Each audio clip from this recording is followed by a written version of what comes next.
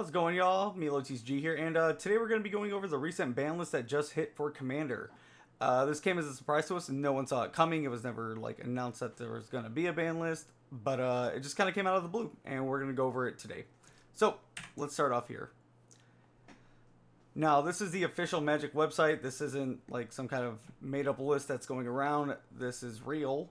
As of today, September 23rd, the following cards are banned in Commander: Dockside Extortionist, Jeweled Lotus, Mana Crypt, and Nadu Winged Wisdom.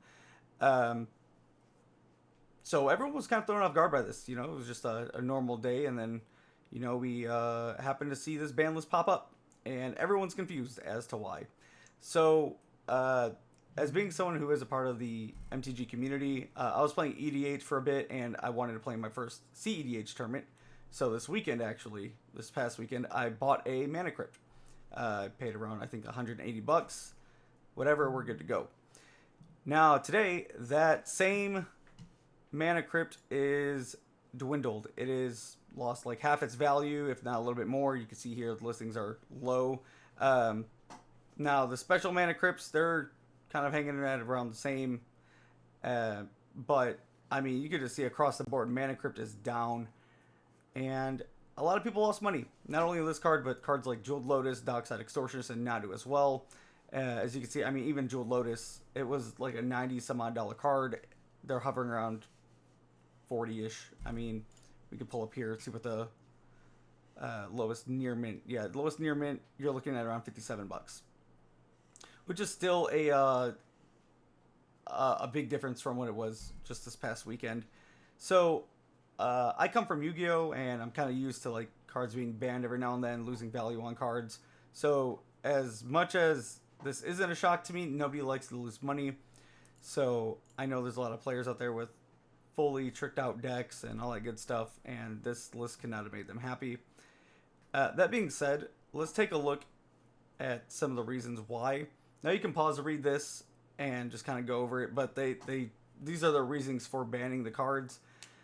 And, you know, it's kind of up to us as the players to decide if we like it or not. Now, the Rules Committee is not actually a part of Wizards, so they're just kind of their own separate entity.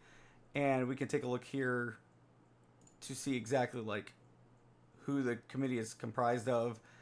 So basically, as EDH format, it was known at the time that it was invented in its original form by playing a Magic group. Anchorage, Alaska, Wizards of the Coast has agreed to let it stay in the hands of the people that made and nurtured it into what it's become. Wizards does not approve of any changes made to it by the Rules Committee, as they are consulted on Commander designs. They have impact on the yearly products, though the original design work is still done at the company. So, again, the Rules Committee, separate entity from Magic. They don't really mess around with what they do. That being said, and now this is just to kind of show like who currently is a part of the committee.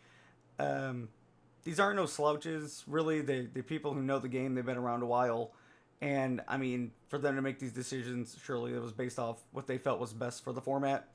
Again, I haven't been in CEDH or Commander, for that matter, for too long, but I mean, if they're making changes like this, surely they had some kind of thought process behind it. That being said, you know, I don't think anyone deserves any kind of like harassment or anything like that. This, for some card bans, there's just no reasoning to go and do something like that.